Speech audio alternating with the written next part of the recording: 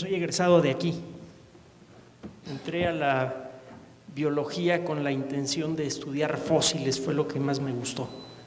Y estoy viendo con cierta ironía que no me falta mucho para convertirme en uno. Pero bueno. Lo que voy a comentarles aquí tiene que ver con la divulgación de las ciencias, pero vale para cualquier carrera.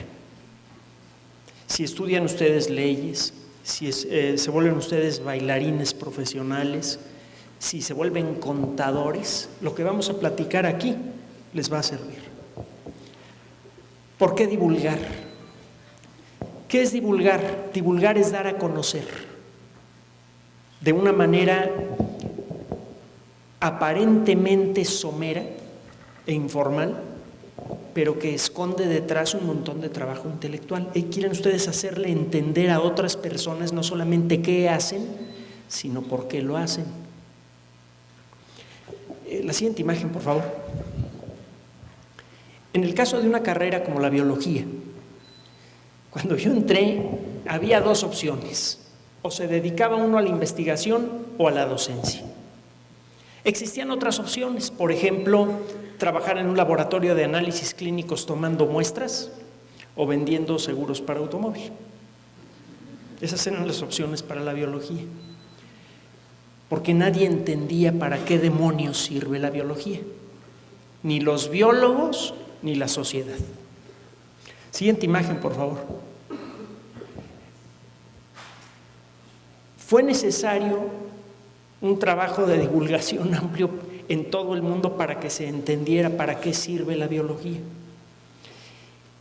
El trabajo de divulgación, el de dar a conocer a la gente lo que uno hace, es antiguo y es un trabajo que en muchas ocasiones ha sido considerado indeseable y ha sido peligroso para la sociedad y para las personas que lo practican. Un buen ejemplo ocurre en la Grecia antigua. Han oído hablar del teorema de Pitágoras seguramente, a lo mejor ni se acuerdan qué demonios es eso, pero el teorema de Pitágoras es una de las primeras demostraciones formales en el mundo de la geometría y las matemáticas. Pitágoras y sus seguidores habían encontrado algo que parecía ser un secreto fundamental de la naturaleza. El asunto de que la suma del cuadrado de los catetos sea igual al cuadrado de la hipotenusa es una cosa que vale en cualquier lugar del universo y en cualquier momento. Si se suben ustedes a una nave espacial y se van a la estrella más lejana que se pueda ver desde la Tierra, no hay ningún motivo para creer que el principio de Pitágoras no se va a respetar. Les pongo un ejemplo todavía más sencillo. Tienen ustedes un triángulo, si suman ustedes los ángulos internos de un triángulo, siempre les da 180 grados. Si se suben a una máquina del tiempo y se van a la época en la que la Tierra estaba integrándose, no hay motivos para creer que ese principio va a variar. Ustedes podrían imaginarse que pueden dibujar un triángulo sobre la superficie de la Tierra cuando estaba calientita, recién formada, y el triángulo seguiría respetando esa relación. Se pueden ir a cualquier momento del espacio y del tiempo y ese principio sigue siendo válido. Pitágoras y sus seguidores dijeron, bueno, es que es la única verdad real que tenemos sobre el universo, la que nos cuenta la geometría, que es la mamá de las matemáticas. La información en general, mientras más universal es, más poderosa es también.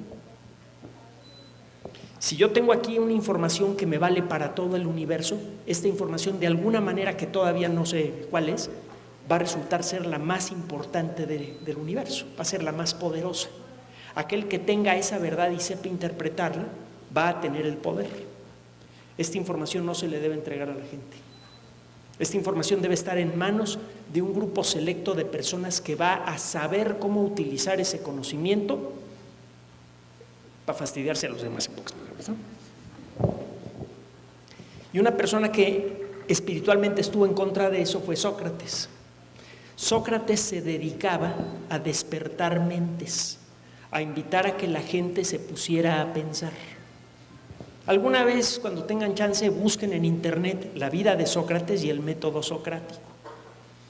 Van a encontrar que mucho de lo que se pretende hacer en la actualidad con los sistemas educativos modernos tiene que ver con lo que hacía ese señor de ahí.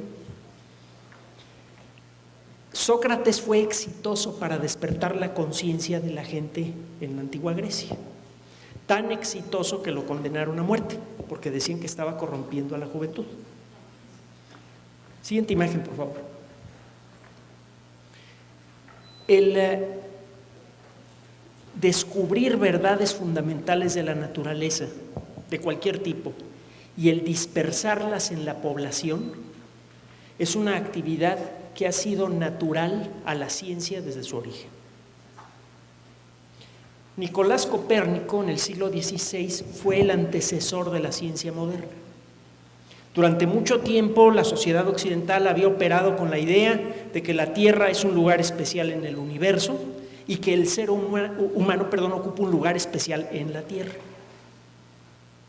Sobre esa idea se construyó todo un rollo de que, bueno, hay algunas personas que son más importantes que otras porque han sido señaladas por el Creador para mandar sobre los demás. Y sobre ese principio se construyó toda la estructura social y política de Europa y se mantuvo constante por más de 1000 años.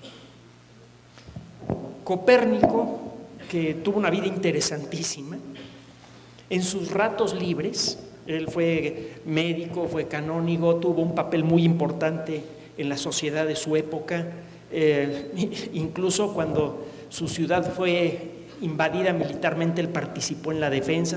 Era una persona muy involucrada con el mundo social de su época, y en sus ratitos libres se ponía a hacer anotaciones sobre cómo se mueven los planetas en el cielo. Y al final de su vida publica un libro en el que describe con detalle cómo él cree que se mueven los planetas en el cielo, y dice que la mejor manera de explicar esto es suponiendo que es el Sol y no la Tierra el centro de todos los movimientos celestes. En aquella época se supone que como la Tierra es un lugar especial, todas las cosas tienen que girar alrededor de la Tierra, y basta con abrir los ojotes para ver que efectivamente el Sol parece darle una vuelta a la Tierra todos los días. Y lo mismo pasa con las estrellas. Copérnico dice, bueno, pues la mejor manera de interpretar lo que se puede ver en el cielo es suponiendo que es el Sol el centro de todos los movimientos del universo. Y esto es una cosa que parece que le interesaban a 3 o 4 locos, pero la realidad es que Copérnico le envió un mensaje implícito a la sociedad de su época: oye, la Tierra no ocupa un lugar especial en el cielo. Antes se pensaba que el cielo estaba en un lado y la Tierra en otro. Copérnico dice implícitamente, no, la Tierra está metida en el cielo. Y las cosas que pasan en la Tierra son las mismas que pasan en el cielo. Eso era diferente a los principios sobre los cuales se sustentaba el poder de los reyes de aquella época. Y se le vino una tormenta espantosa a Copérnico. Dicen que por eso tuvo la buena puntada de esperar a sentirse viejo y cansado y enfermo para ordenar la publicación de su libro. Y dicen que murió con el primer ejemplar en su pecho, abrazándolo.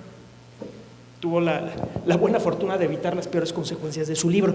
Este libro, que tiene que ver con geometría y con las estrellitas, es el padre de la Revolución Francesa y de la independencia de México. Siguiente imagen, por favor.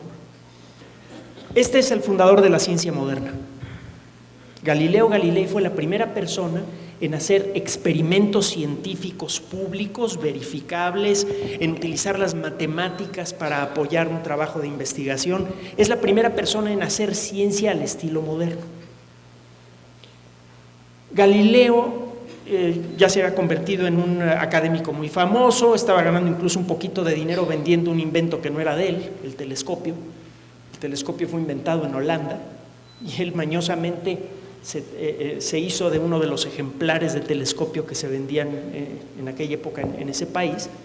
Lo mejoró un poquito y se los vendió a los venecianos diciéndoles: oye, con este aparatito tú vas a poder ver a los barcos que están entrando a la bahía, vas a poder ver si alguno de esos barcos es tuyo, y si sabes que ese barco está cargado con seda, tienes tiempo de pegar una carrera al mercado para especular con el precio de la seda, hacer que suba a tiempo para vender tu carga.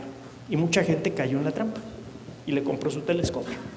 Bueno, Galileo, que era un pillo, un pillo renacentista como todas las personas en aquella época, habría pasado a la historia de una manera poco llamativa.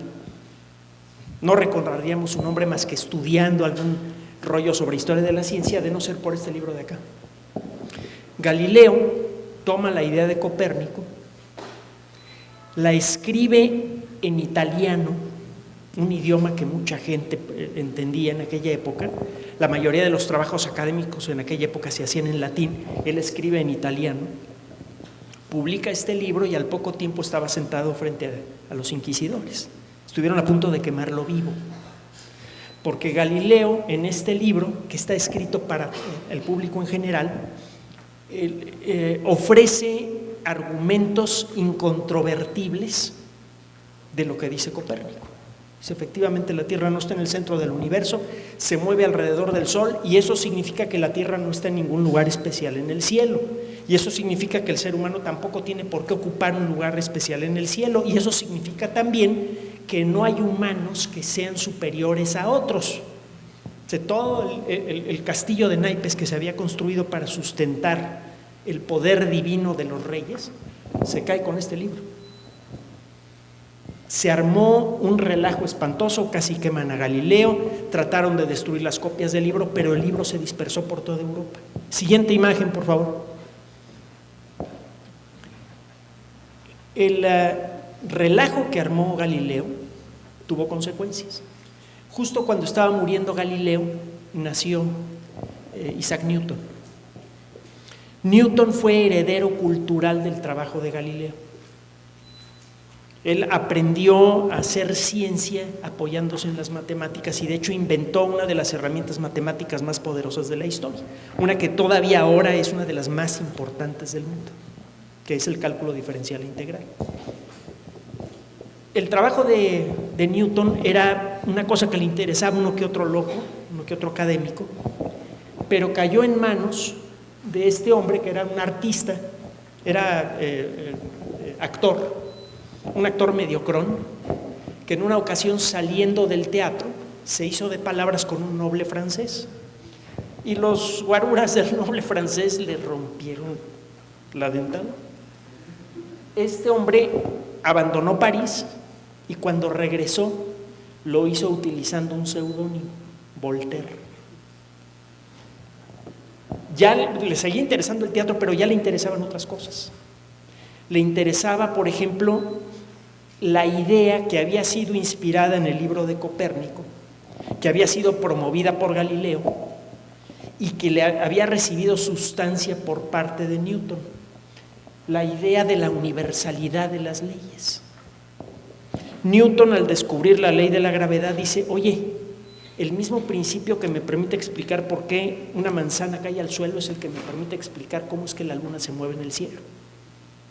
Las reglas del universo son parejas para todo el universo. ¿Y por qué no las reglas de los seres humanos no son parejas para todos los seres humanos?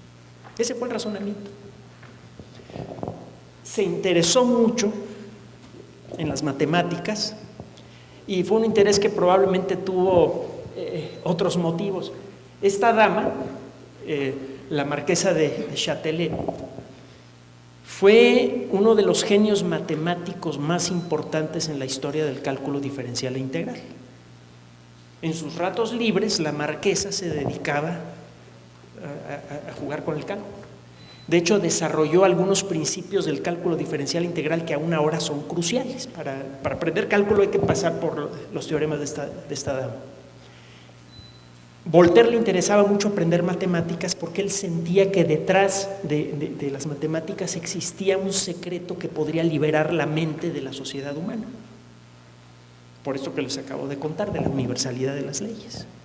Y entonces él aprendió algo de cálculo, se fue a vivir a la frontera entre Francia y Suiza, en donde se encontraba el castillo de esta dama. Se había hecho ya de palabras con el gobierno francés en aquella época. Sus perspectivas igualitarias no le caían bien a la monarquía y entonces en varias ocasiones estuvieron a punto de detenerlo y se fue a vivir a la frontera entre Francia y Suiza, y cada vez que le pasaban el pitido de que venían a arrestarlo, él se pasaba a Suiza, se quedaba un tiempito ahí y luego se regresaba. Y cada vez que se regresaba iba a platicar con la marquesa de Châtelet y sucedieron dos cosas como consecuencia de esto. Uno, aprendió matemáticas y 2 tuvieron un hijo, a pesar de que la señora estaba casada. Es una historia muy francesa. Siguiente imagen, por favor.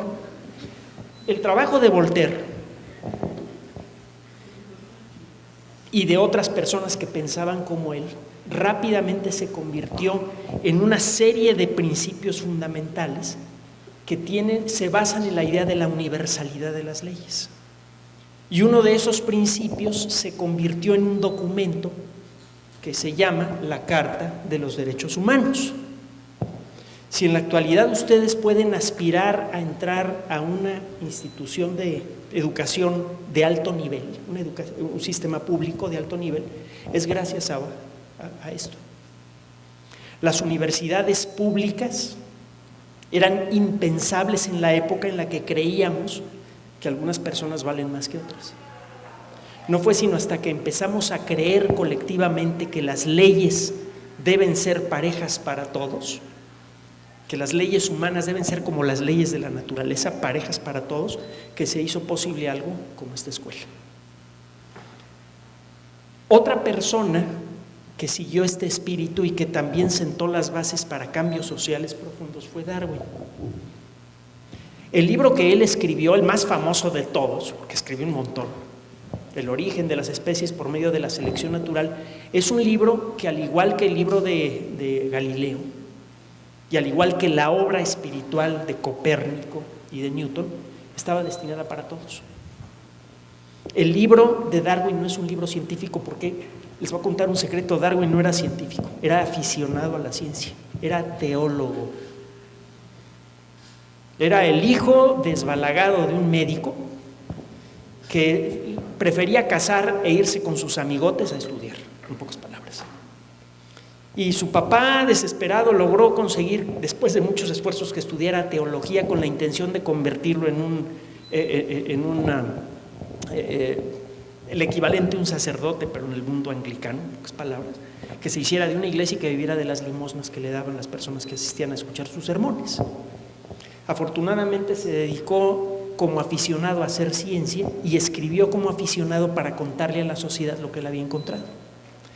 De las cosas que encontró Darwin y de sus principios que están establecidos en ese libro es que se estableció casi toda la política del siglo XX. Si ustedes leen las obras de los grandes líderes del siglo XX, los buenos y los malos, todos hacen referencia a Darwin, todos. Y todos sustentan sus perspectivas decentes o indecentes en Darwin. Encuentran ustedes menciones a Darwin explícitas en libros como Mi lucha de Adolf Hitler, en muchos de los libros que sustentaron a lo que fue la Revolución Comunista, que independientemente de que no siempre funcionó como uno quisiera, sirvió de mucho para despertar la conciencia social del siglo XX, e incluso también encuentran menciones explícitas a Darwin en los libros ultracapitalistas. El pensamiento de Darwin conformó mucho del pensamiento político del siglo XX. Siguiente imagen, por favor. Otro científico que, por hacer labor de divulgación, también tuvo un impacto profundísimo en la sociedad humana fue Sigmund Freud. Este libro en particular, La interpretación de los sueños en español, es todavía muy popular. Freud hizo para la exploración de nuestra esencia como personas lo que Darwin hizo para nuestro entendimiento de la naturaleza de nuestros cuerpos, o lo que Newton hizo para entender la naturaleza matemática del universo. Le abrió a millones de personas una perspectiva fresca sobre quiénes somos y qué relación tenemos con el mundo en el que vivimos. En todos estos casos, las personas que hicieron este trabajo se dedicaban, primero que nada, a cuestiones muy técnicas: matemáticas, física, biología, psiquiatría. Y estas personas hicieron mucho por cambiar al mundo, hicieron mucho por hacer posible la existencia de instituciones como esta y la existencia de perspectivas nuevas para ustedes en lo personal, como consecuencia de su labor de divulgación. uno de los primeros motivos por los cuales cualquier profesional debe considerar la posibilidad de ponerse en contacto con el público no experto y platicarle lo que está haciendo, es que el conocimiento es la fuerza más grande que tiene la sociedad humana. El conocimiento es el que nos permite construir edificios como estos, el que nos permite volar a la luna y el que nos permite incluso aplanar a una ciudad apretando un botoncito. El conocimiento es la primera herramienta que tiene la sociedad humana para integrarse y para dominar el mundo a su alrededor. Para que el conocimiento pueda ofrecer sus mejores frutos es necesario dispersarlo. Esa fue una de las ideas que obsesionaba a gente como Voltaire y a todo un movimiento que hubo en la época justo anterior a la Revolución Francesa, el movimiento enciclopédico. La idea de recabar el conocimiento que había adquirido la sociedad humana hasta ese momento y dispersarlo en la sociedad. En la medida en la que esa riqueza cultural se dispersa en la sociedad, en esa medida la sociedad está en mejor situación de tomar las mejores decisiones para ella. Ese es uno de los motivos fundamentales de la divulgación. Y es algo que le atañe a cualquier profesional, el hacerle entender al resto de la sociedad cuál es la esencia de su trabajo y la importancia que tiene. Siguiente imagen, por favor.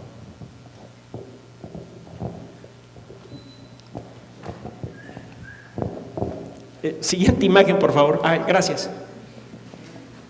Otro motivo para hacer divulgación es el de aclararle a la sociedad quiénes somos realmente, los profesionales de cualquier disciplina. Frecuentemente, el que es profesional de la biología, por ejemplo, tiene una imagen de sí mismo que es muy diferente a la imagen que tienen de uno las personas que no saben nada de biología. Y lo mismo pasa con los abogados y lo mismo pasa con los ingenieros, etcétera, etcétera. Los biólogos nos gusta creer que somos como Jonas Salk, por ejemplo. Este caballero es responsable de que la mayoría de nosotros estemos aquí vivos y sanos. Sin la vacuna que él inventó, una fracción importante de los que estamos aquí estaríamos paralíticos o muertos por poliomielitis. Nos gusta creer que, en el caso de los biólogos, que somos como Jonas Salk, unas personas que la gente nos ve como gente seria, responsable y que estamos haciendo algo bueno por los demás. Siguiente imagen. La realidad es que la mayoría de la gente piensa, cuando piensa en los científicos, en arqueólogos como Indiana Jones, y cuando se trata de alguien que trabaja en un laboratorio, ¿alguien reconoce ese actor de ahí? Busquen el profesor, la primera versión de la película El Profesor Chiflado. Este hombre en su época fue uno de los cómicos más famosos de Hollywood, Jerry Lewis. Siguiente imagen. En el mejor de los casos, la gente tiene esa perspectiva sobre los científicos. En el peor, tienen esta perspectiva. Gente que es capaz de destruir la humanidad de otros y de violar los principios más básicos de la condición humana, como el doctor Frankenstein. Por cierto, para mucha gente los científicos no son personas como ese de allí, sino como este de acá. Siguiente imagen, por favor. Y en la actualidad, para mucha gente los científicos son como el doctor insólito. ¿Quién ha visto el doctor insólito en el cine? Pues cuando menos ya hay dos rescatables. Busquen esa película, debe ser fácil hallarla en internet. Eso les va a dar una idea de cuál es la perspectiva real que tiene mucha gente sobre los científicos. Ustedes van a encontrar perspectivas equivalentes para prácticamente cualquier otra carrera. Si no se entiende qué es lo que hace un científico, lo más lógico es que la sociedad empiece a vivir de estereotipos con respecto a los científicos. Mucha gente imagina que los científicos son locos capaces de destruir el mundo. Uno de los fundamentos de la divulgación es el de hacerle ver a la sociedad que la gente que hace una labor como la suya es humana, que no se trata ni de héroes de película ni locos, La divulgación de la actividad profesional sirve para que la sociedad los vea a ustedes como personas. Ese es otro de los motivos por los cuales se debe hacer divulgación en cualquier carrera. En la actualidad, por ejemplo, en el caso de los abogados, mucha gente tiene la imagen de los abogados que se ve en películas modernas, en las que los abogados son gente que se dedica a vivir de la miseria de los demás y en el camino se hacen millonarios. La realidad es que muchos abogados son personas idealistas que comprometen no solamente su carrera, sino incluso sus vidas para proteger la libertad de los demás. Esa es la realidad. Los médicos, mucha gente tiene la idea de que los médicos son personas que se dedican a explotar la necesidad de otras personas, la enfermedad de otros para enriquecerse. Y no es cierto. Muchos médicos son personas también idealistas que utilizan su mejor conocimiento para poner una sonrisa en la cara de otras personas. Y muchas veces sacrifican no solamente sus ingresos, sino incluso su vida en muchos sentidos para poder garantizar nuestra salud. Simplemente vean lo que tiene que estudiar un médico para conseguir el título y lo que tiene que hacer una vez que tiene el título, la vida que lleva un médico. Es necesario que la sociedad se entere de quiénes son ustedes. Ese es uno de los motivos para hacer divulgación. Siguiente imagen. La divulgación de las ciencias la divulgación en general tiene otras consecuencias. Sirve para crear instituciones que le dan fuerza a la sociedad. James Madison fue un millonario de origen inglés, acabó viviendo en los Estados Unidos. Hizo mucho dinero en la época en la que no existía el concepto del impuesto sobre la renta, una cantidad de dinero brutal. Ya le interesaba mucho la mineralogía, le interesaba mucho recoger piedritas en el campo cuando tenían colores bonitos y aprendió a clasificarlas. Al final de su vida, él dejó algo de dinero para crear una institución que, entre otras cosas, sirviera para guardar su colección de minerales. Esa institución debería dedicarse a la difusión de la cultura. Y esa institución se convirtió en la institución Smithsoniana. En la actualidad existe una nube espectacular de museos, cada uno de ellos increíble, que se dedica a promover distintos aspectos de la cultura, el arte, las ciencias, la tecnología en los Estados Unidos. Uno de ellos es el Museo Nacional del Aire y del Espacio, en donde se encuentran algunos de las máquinas voladoras más famosas de la historia, entre otras la cápsula del Apolo 11, por ejemplo, que por cierto sí fue a la Luna el proyecto Apolo, no se engaña. Eso es una de las consecuencias de no hacer divulgación de la manera correcta. Mucha gente cree que el proyecto Apolo fue un engaño.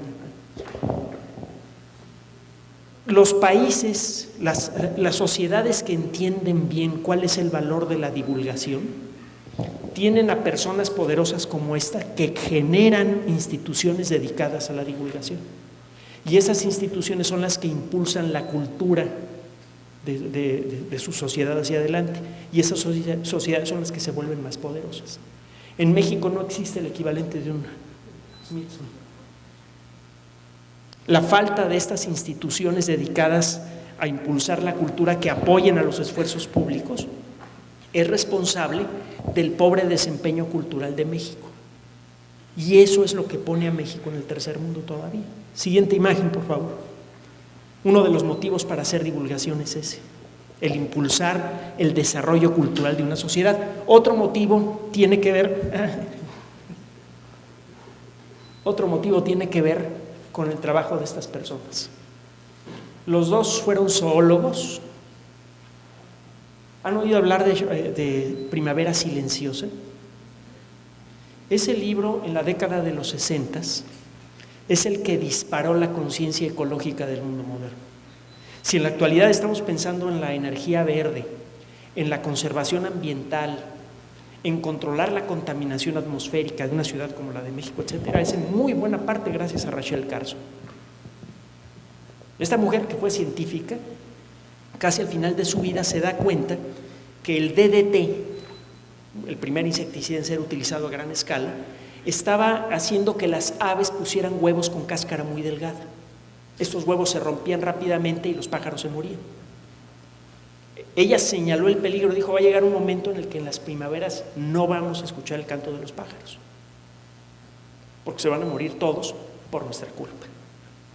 Este libro estaba tan bien fundamentado y tan bien escrito, estaba pensado para divulgar, no era un libro técnico, que la sociedad en los Estados Unidos y la sociedad europea despertaron y establecieron las primeras leyes de protección ambiental, y es por eso que todavía escuchamos el canto de los pájaros en todo el mundo. Otra persona que hizo mucho a otra escala para despertar la conciencia de la protección ecológica en los Estados Unidos y también un poquito aquí en México fue Marlene Perkins. Fue zoólogo, fue director del Zoológico de San Luis y tuvo uno de los primeros programas de televisión dedicados a difundir en la gran sociedad todo aquello que tiene que ver con la vida salvaje. Marlene Perkins, entre otras cosas, tenía programas en los que presentaba cómo viven los perros de las praderas, los castores, los animales de vida salvaje en los Estados Unidos, y gracias en buena parte a él es que se establecieron proyectos de protección ecológica. La divulgación tiene también esa consecuencia, la de disparar programas de conservación ambiental. Siguiente imagen, por favor. Uno de los casos más conocidos es este sí lo conocen, ¿no? En buena parte, muchos proyectos de conservación marina, de conservación ecológica, han tomado fuerza gracias a la labor que hizo este señor, gracias a que su labor fue de divulgación. Siguiente imagen, por favor.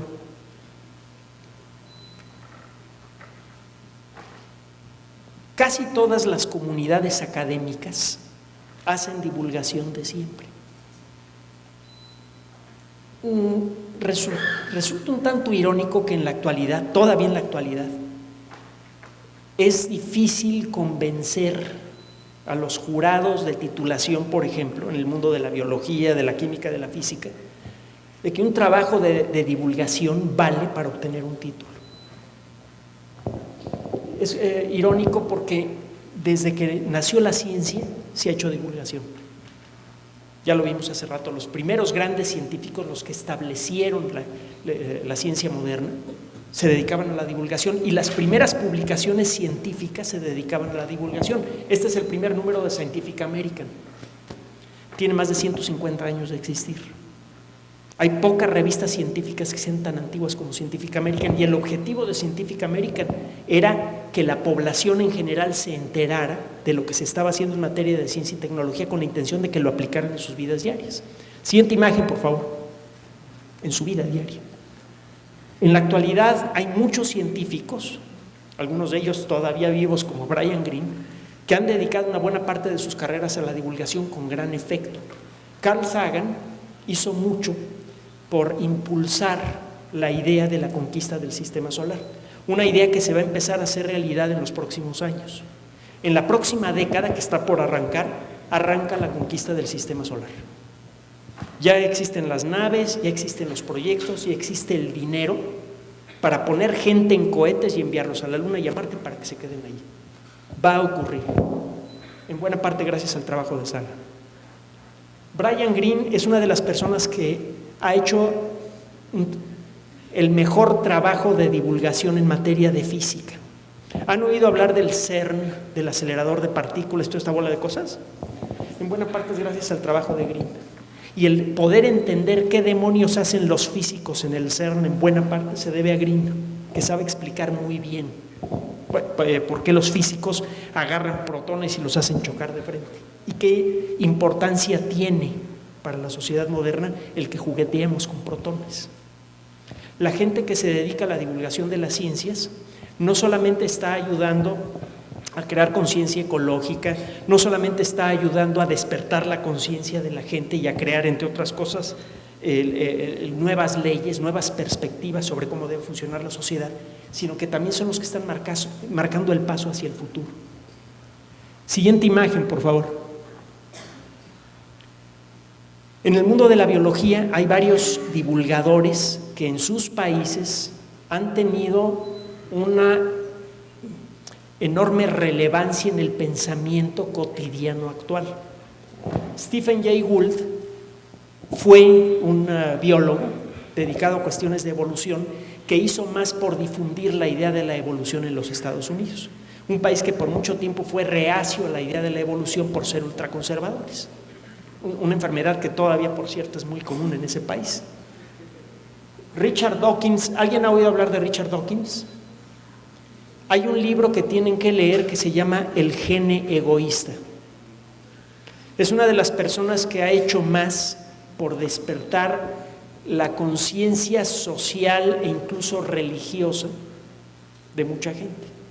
Dawkins le ha sacudido el tapete a millones de personas con sus perspectivas sobre cuál es la verdadera naturaleza de la conciencia humana y cuál es la relación que existe entre los miembros de una sociedad. No les voy a adelantar nada más, mejor busquen el libro de Dawkins para que vean de lo que se trata. En su época, en el siglo XX, George Gaylord Simpson estimuló mucho el interés por la paleontología, él fue paleontólogo. Si los dinosaurios se hicieron populares, en buena parte fue gracias al trabajo de Simpson. Siguiente imagen, por favor. La divulgación del conocimiento es una actividad que ha sido constante en todo el mundo y que ha sido poco reconocida. El caballero de arriba a la derecha es uno de los astrónomos más famosos de toda la historia. Harlow Shapley quería ser reportero, llegó a la Universidad de Minnesota tarde para inscribirse en la carrera de periodismo y dijo, ¿sabes qué? No me voy a esperar otro año, me voy a inscribir en la primera carrera que encuentre y luego me paso a periodismo. Entonces le pasaron la lista de carreras que estaban disponibles en ese momento por orden alfabético y dijo, a ver, ¿cuál es la primera que está abierta? Ah, astronomía, a esa me meto. Ya no se pasó a periodismo, pero siguió ejerciendo su vocación como periodista, ya que se había convertido en un astrónomo muy famoso. Él tuvo programas de televisión y radio. Este es uno de esos programas de televisión. Aparece Harlow Shapley con personalidades muy distinguidas de aquella época, entre ellas Julian Huxley, que fue una persona dedicada a la evolución y que hacía programas de televisión y radio, y fue muy popular Julian Huxley en su época. Y el de la izquierda es Adlai Stevenson. Este hombre, no sé si han oído hablar de la crisis de los cohetes en 1962, cuando el mundo estuvo a menos de 15 minutos de una guerra nuclear. Están ustedes aquí gracias a que este señor de la izquierda supo hacer su trabajo diplomático. De otra manera, 15 minutos después de una movida estelar de Stevenson, se habría disparado una guerra nuclear y se habría acabado el mundo, en pocas palabras. Siguiente imagen, por favor. Otra persona que se ha dedicado a hacer divulgación de las ciencias es el de la izquierda. Y en el camino sí ha pisado muchos callos. Stephen Hawking ha escrito varios libros muy interesantes dedicados a la divulgación de las ciencias y ha participado como consejero en muchas películas. Siguiente imagen, por favor. Otra persona que hizo divulgación de las ciencias en sus ratos libres fue este señor. Este libro, la primera versión la encontré yo en la editorial Diana, está dedicada a gente que no sabe nada de matemáticas y quiere aprender sobre la teoría de la relatividad. Siguiente imagen, por favor. La divulgación de las ciencias, bueno, la divulgación en general de la actividad profesional, para hacer un resumen, es una actividad sustantiva de cualquier actividad profesional. Ya metiéndonos en el caso de las ciencias, desde que nació la ciencia se ha dedicado a divulgar. La actividad de divulgación ha tenido un impacto mucho mayor que las ciencias mismas. La biología, por ejemplo, nos permite entender cómo funciona una célula, cómo funcionan los seres vivos, etcétera, etcétera.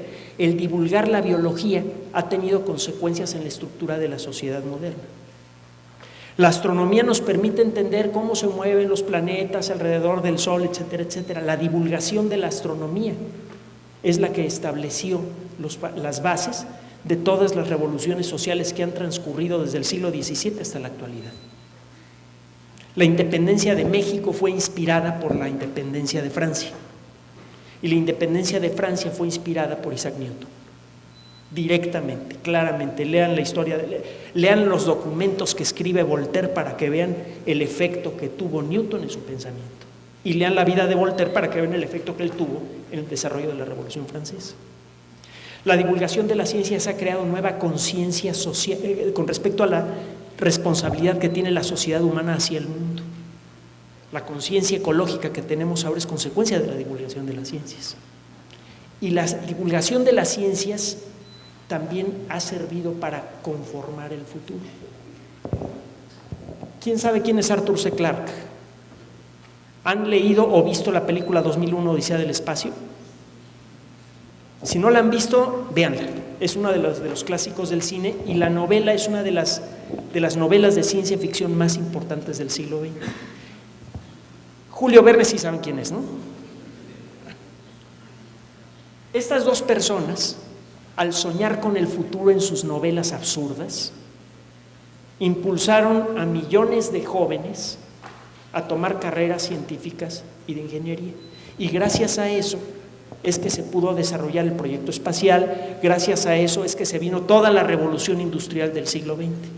En la actualidad, la gente que se dedica a escribir ciencia ficción de buena calidad está impulsando el desarrollo, por ejemplo, de la idea de colonizar Marte. ¿Vieron la película El Marciano, no? ¿Ya leyeron la novela? Léanla. El protagonista es un botánico, es un científico. Estas personas no solamente han ayudado, las personas que se dedican a la ciencia ficción, que es una forma de divulgación de las ciencias, no solamente han ayudado a proyectarnos hacia adelante de buena manera, también han ayudado a evitar las peores consecuencias del desarrollo cultural descontrolado. Siguiente imagen, por favor. Gracias a Arthur C. Clarke, por ejemplo, es que mucha gente decidió dedicarse a la ingeniería aeroespacial y se hizo posible esta imagen. Esta es una fotografía de la verdad. No se ve muy emocionante, es una puesta de sol, pero es una puesta de sol en Marte. La idea de poder colocar una máquina en Marte que tome fotos en preparación a la llegada de gente era no solamente impensable, sino ridícula a mediados del siglo pasado. En un intervalo de tiempo muy breve, en el intervalo de tiempo de una vida humana, esa idea ridícula se volvió realidad. Y muchas otras ideas ridículas se han vuelto realidad. Los teléfonos celulares que tienen todos ustedes, o la mayoría de ustedes, tienen una capacidad de cómputo espectacular. Uno solo de esos teléfonos es más poderoso que la suma de todas las computadoras que se habían construido desde la primera computadora hasta las máquinas que existían en todo el planeta a mediados de la década de los 70. Es decir, que un rinconcito pequeño de su teléfono celular tiene más poder de cómputo que las computadoras que usó la NASA para poner gente en la Luna. Esos teléfonos celulares existen gracias a que mucha gente se dedicó a estudiar ingeniería, a estudiar electrónica, a estudiar física, y eso ocurrió gracias a la gente que se dedica a hacer la ciencia ficción. Siguiente imagen, por favor.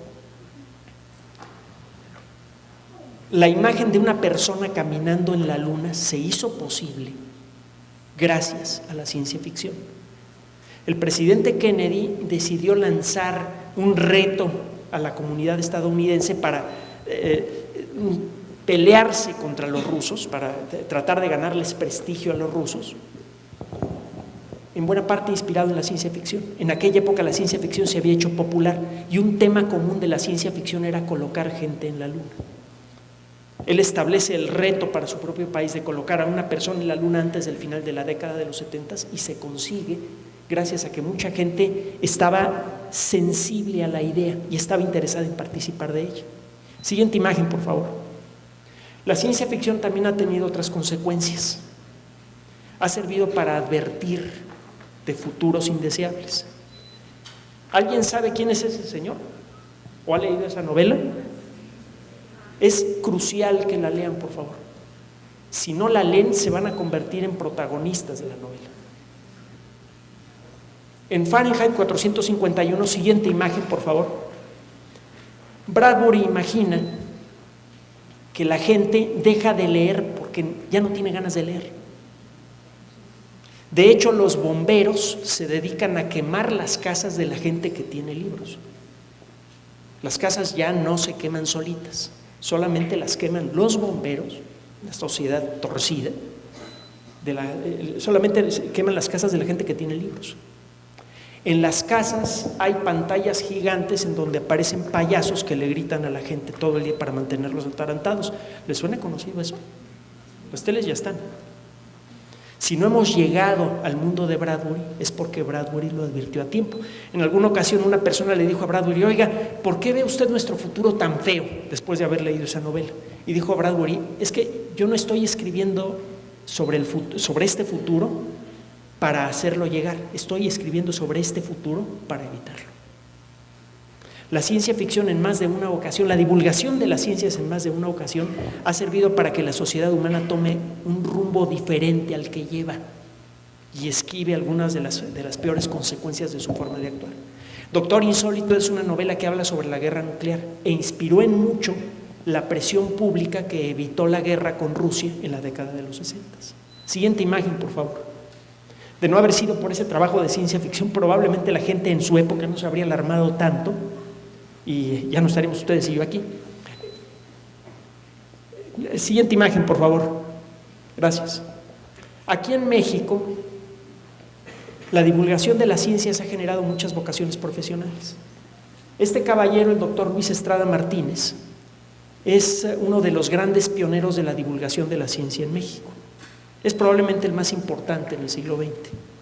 Gracias a él se establecieron muchos esfuerzos coordinados de físicos, biólogos, químicos aquí en México para difundir la ciencia, para generar interés en las ciencias. Y una de las consecuencias de esto fue la creación y mantenimiento de las pocas instituciones dedicadas a la divulgación que están vigentes en nuestro país, como el Museo de Historia Natural. Tengo especial cariño por el Museo de Historia Natural porque allí hice el servicio social y allí conocí a mi esposa. Ella dice que me encontró detrás de una vitrina. Así. Siguiente imagen, por favor. Ya estamos casi al final de la plática. Una de las consecuencias de la divulgación del conocimiento en general y de las ciencias en particular, que es menos práctica pero más profunda, es que nos ayuda a encontrarle un sentido a nuestra existencia. Si ustedes exploran la historia de la sociedad humana, verán que cualquier persona que promete descubrir el secreto de por qué estamos aquí, cuál es el sentido de nuestra existencia, siempre acaba a la cabeza de una sociedad. Cualquier persona que les promete revelarles a ustedes por qué existen, para qué existen, somos capaces de vaciar nuestros bolsillos y darle todo a esa gente. Muchas religiones, muchos movimientos sociales se han basado en esa necesidad que todos tenemos de entender qué demonios estamos haciendo aquí. Los grandes movimientos sociales del siglo XX en muchos casos han sido inspirados por esa necesidad. La divulgación del conocimiento ayuda a enfrentarse al misterio de nuestra propia existencia de una manera creativa, sin convertirnos en víctimas de la ambición de otras personas. El mismo Harlow Shapley, el astrónomo del que le estaba hablando hace rato, escribió ese libro que se llama De estrellas y hombres. Es un libro delgadito. En español fue traducido por el Fondo de Cultura Económica, se lo recomiendo mucho. No es un libro técnico, no habla de ciencia, de veras que no. Habla de quiénes son ustedes con respecto al universo. En ese libro Shapley toma una idea que, por cierto, luego tomó Carl Sagan y se hizo muy popular. El ser humano es materia de estrellas. Eso ya lo sabemos con claridad. Todos los átomos de nuestro cuerpo fueron procesados en estrellas. En este libro Shapley dice: el ser humano es la materia del universo contemplándose a sí misma. La difusión del conocimiento no solamente tiene aspectos prácticos, no solamente reconfigura la sociedad, no solamente ayuda a crear conciencia ecológica y estas cosas, también ayuda a contemplarnos a nosotros mismos con mayor claridad y a darnos más dignidad. Siguiente imagen, por favor. En los últimos años, la sociedad humana ha comenzado a enfrentar retos cada vez más graves. Por ejemplo, el reto ambiental. Por ejemplo, el problema de la sobrepoblación.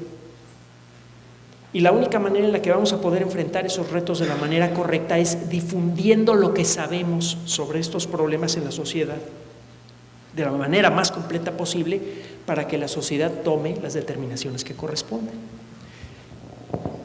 Uno de los problemas más serios que tenemos es el ambiental, y no lo estamos enfrentando con éxito como consecuencia de una divulgación insuficiente.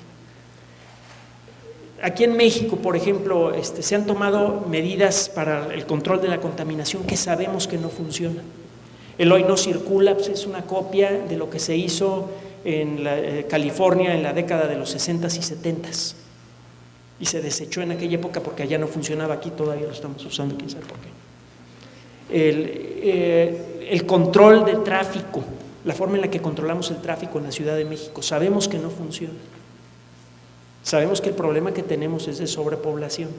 ¿Por qué no nos hacemos conscientes de eso en la Ciudad de México y buscamos formas de desconcentrar la población de la ciudad? Porque la gente no lo sabe. La gran mayoría de la gente cree realmente que el problema de la contaminación tiene que ver con que los automóviles estén bien afinados. Y eso no es cierto. Mucha gente cree que estamos cambiando el clima y que el ambiente de la Tierra se está calentando como consecuencia de la actividad humana. La realidad es que la información científica disponible es ambigua.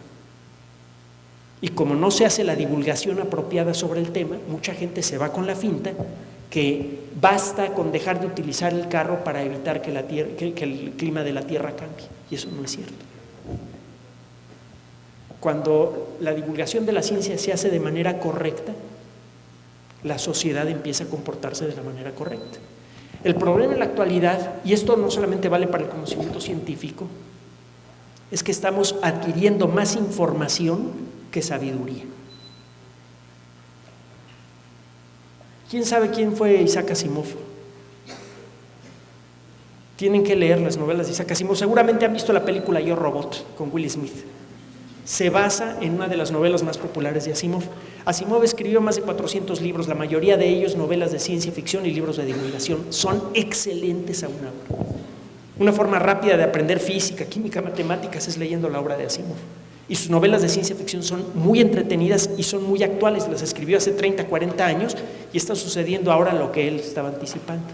Bueno, una de las frases más memorables de Asimov es esta: el aspecto más triste del mundo para él, en su época, es que la ciencia está adquiriendo conocimiento con una velocidad mayor con el que la sociedad está adquiriendo sabiduría.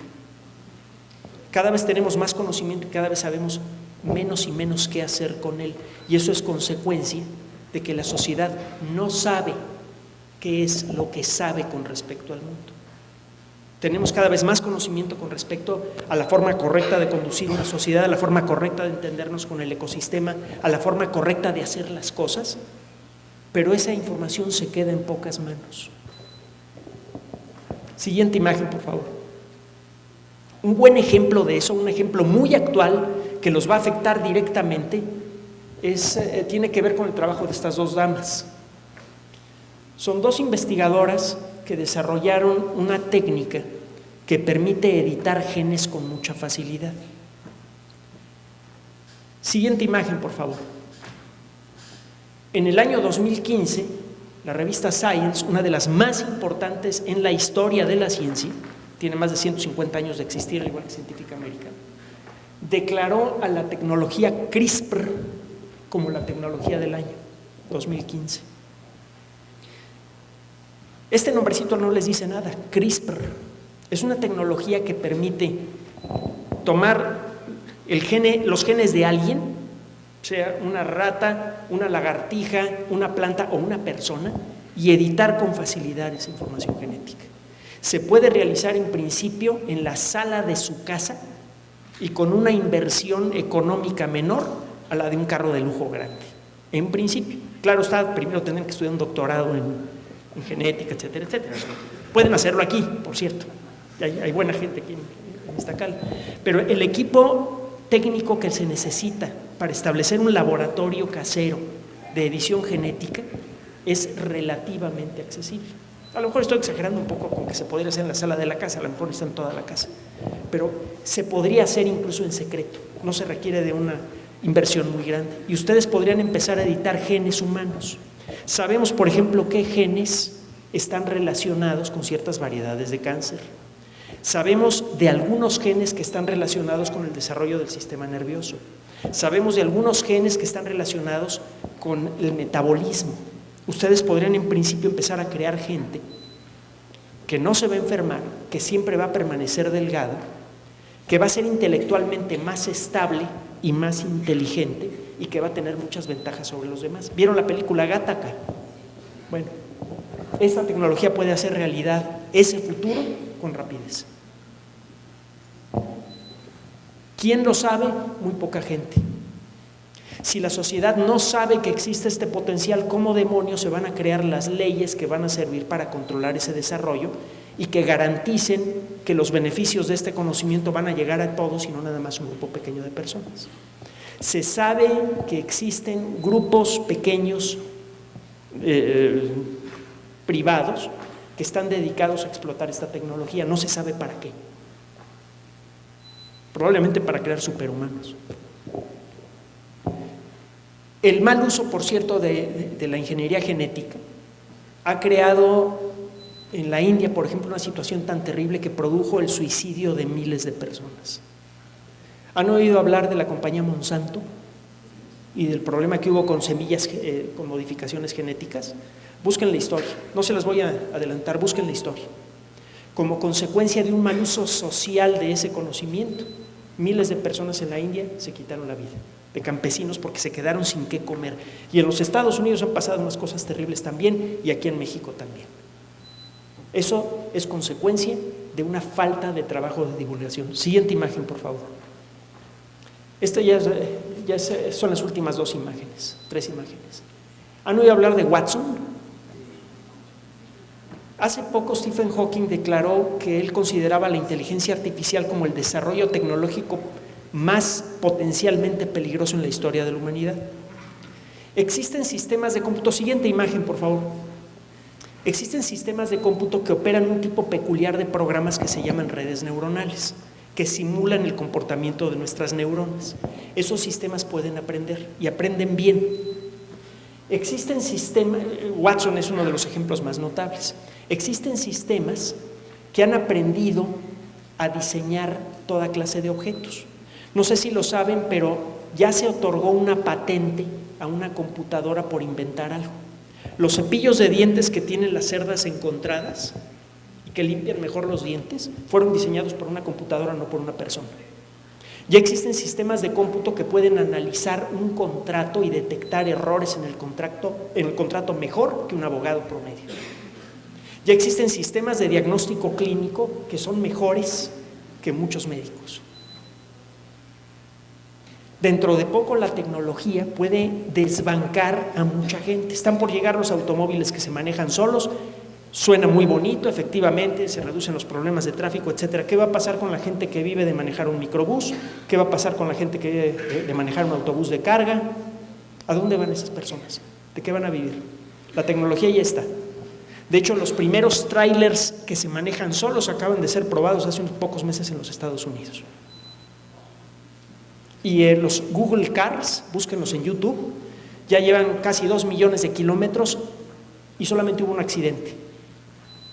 Cuando un baboso desconectó el sistema automático que permitía que el carro se manejara solo y trató de manejarlo él y le pegó a otro carro. ¿Qué va a pasar cuando llegue esa tecnología? ¿Qué impacto social va a tener? ¿Qué impacto social va a tener la inteligencia artificial, la tecnología CRISPR?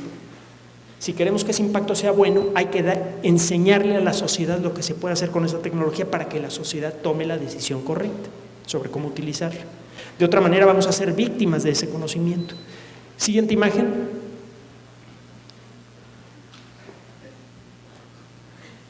Somos lo que tenemos en nuestra cabeza. Genéticamente no hay diferencia entre una persona y otra. El abismo espiritual, humano que existe entre ambos es insondable. Cada uno de nosotros es lo que pone en su cabeza. Lo que estamos colocando en las mentes de las nuevas generaciones va a determinar lo que esas personas van a hacer con su vida y la forma en la que y la sociedad que van a construir. La divulgación de las ciencias ayuda a que más gente sea como esta de aquí. ¿Alguien lo reconoce? Están ustedes vivos gracias a él, es Luis Pasteur. Él fue el que desarrolló las técnicas para hacer la mayoría de las vacunas que hay en la actualidad y es la persona que, entre otras cosas, inventó el proceso de pasteurización. Siguiente imagen. El futuro. La posibilidad de editar genes para eliminar la mayoría de las enfermedades. El trabajo automático realizado por máquinas inteligentes. La energía verde, la conquista de Marte. Todas son cosas que van a ocurrir o ya están ocurriendo en la actualidad o van a ocurrir en la siguiente década. Y todas ellas existen gracias a la difusión del conocimiento. Son las cosas que podríamos perder si ese conocimiento no se sigue dispersando. Siguiente imagen, por favor. En resumen, cualquier actividad profesional es lo suficientemente interesante para platicársela a otras personas. Ese es el espíritu con el que se hace divulgación.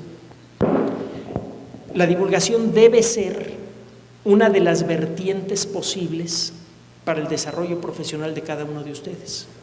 Se dediquen a la ciencia, se dediquen a las artes, se dediquen a actividades como la medicina, la ingeniería, a lo que sea que se vayan a dedicar ustedes, consideren cuando menos dedicar parte de su tiempo a explicarle a los demás qué es lo que hacen y por qué lo hacen. En la medida en la que la sociedad se entera de eso, es que la sociedad está en mejores condiciones de utilizar ese conocimiento que en realidad nos pertenece a todos en beneficio de todos. Esa es quizá la mejor manera de resumir la pregunta del principio: ¿por qué divulgar? Si queremos seguir teniendo un mundo viable dentro de 10 o 20 años, necesitamos utilizar el mayor poder que tenemos colectivamente, que es el conocimiento, y la única manera de usarlo es difundirlo. No sé si tengan alguna pregunta o algún comentario. ¿Qué tal, doctor? ¿Qué tal? Me preguntaba cómo es que la divulgación podría triunfar en un mundo donde la mayoría de la población le teme a la ciencia, donde hay gente que aún cree que las vacunas causan autismo y tenemos líderes del mundo que no creen que hay una crisis ambiental. ¿Cómo puede ganar la divulgación ahí? Muy buena pregunta. Lo que parece ser una desventaja es en realidad una ventaja. Parece que no, pero es muy fácil sacudir una conciencia dormida. Si una persona está dormida, es muy fácil despertarla de golpe si le echas una cubetada con agua fría. Y de alguna manera, la evidencia que tú puedes recabar de todos estos problemas puede producir ese efecto.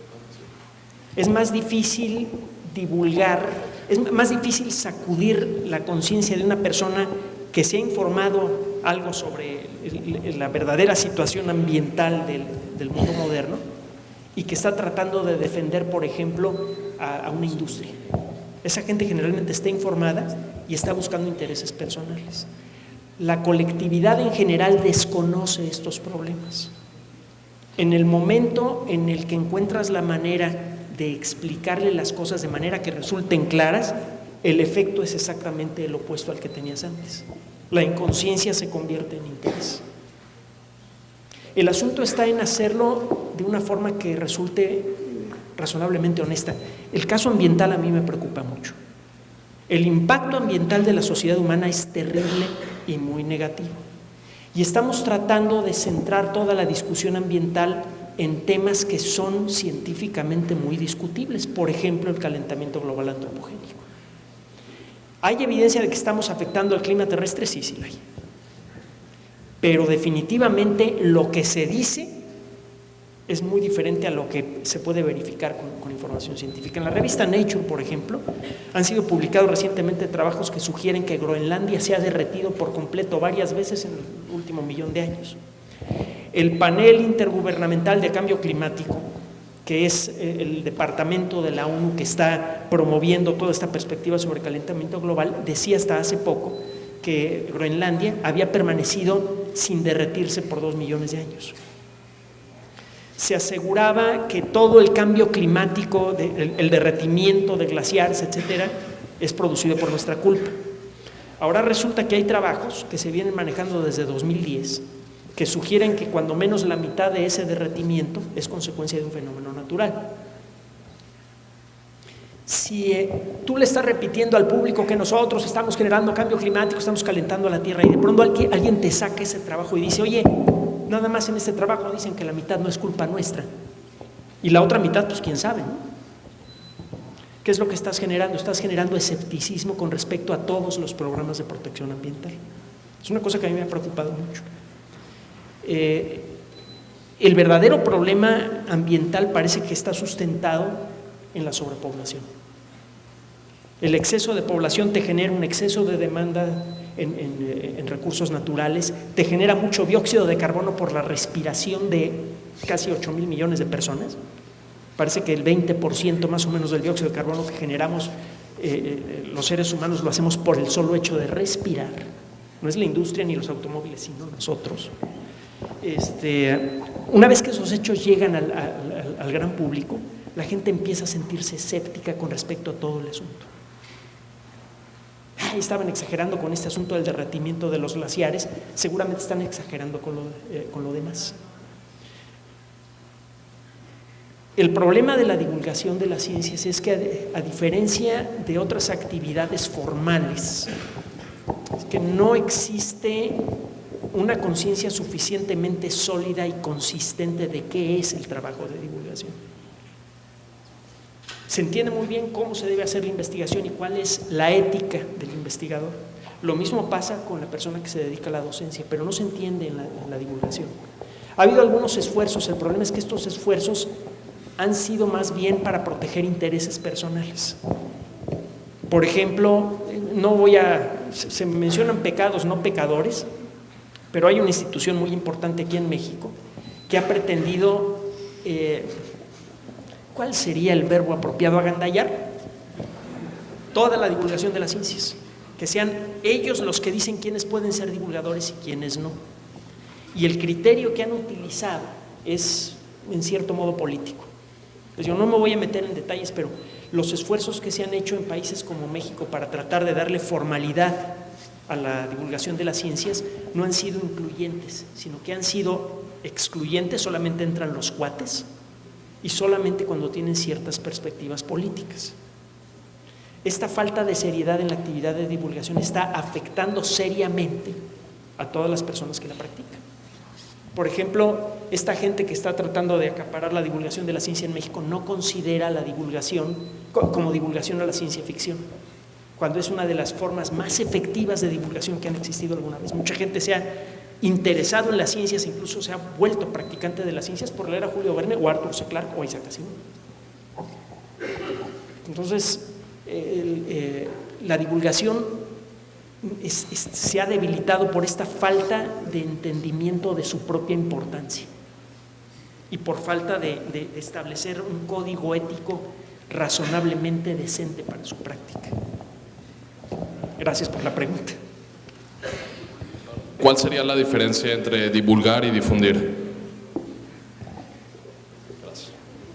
Mira, divulgar es presentar la información de la manera más atractiva y clara posible, hasta donde te dé tu honesto entender. Vamos a hablar de un caso específico que es el caso climático, porque hay temas científicos que realmente no requieren de mucho compromiso ético, hay otros que sí. Tú divulgas con honestidad, con efectividad, cuando estás comunicándole a la gente de una manera atractiva, sencilla y provocadora lo que a tu entender es, en el caso particular de la cuestión climática, cuál es el impacto de la sociedad humana en el ecosistema terrestre y en particular en el clima. Tú defiendes o a una institución o a un individuo o a una idea. Si tú te casas con la idea de que el calentamiento global antropogénico es un fenómeno real, cuyas dimensiones son exactamente las que ha señalado el IPCC, y te dedicas a filtrar la información que tienes para presentar únicamente aquellos casos que sirven para apoyar tu idea, ahí estás defendiendo. Probablemente ese es uno de los síntomas más importantes de que estás defendiendo y no divulgando, cuando estás filtrando la información. Esto ha sido para mí muy patente en el caso particular de estos trabajos que señalan que cuando menos la mitad del derretimiento de glaciares es un fenómeno natural. Cuando sacas ese argumento, mucha gente dice, bueno, sí, pero la otra mitad somos nosotros, hasta lo dice el mismo autor. En varios trabajos en donde se habla de este derretimiento, se dice, bueno, la otra mitad seguramente somos nosotros. La realidad es que si uno ve esos trabajos, uno encuentra que los autores realmente lo que están diciendo es, mira, entre el 30 y el 50% del derretimiento lo causamos nosotros. Lo causa la naturaleza, perdón. Y la otra mitad no sabemos, probablemente somos nosotros. La gente que está defendiendo una postura no acaba de leer el documento y no acaba de presentar todas las conclusiones, nada más filtra de las conclusiones aquello en lo que cree y eso es lo que presenta. Esa sería la diferencia. No es fácil establecerla en uno mismo, porque es fácil involucrarse uno con una cierta idea a la hora de hacer un trabajo de divulgación de ese tipo. Pero bueno, la respuesta es cuando no filtras la información, sino que la pasas completa y clarita a la gente, estás divulgando, cuando no, estás defendiendo.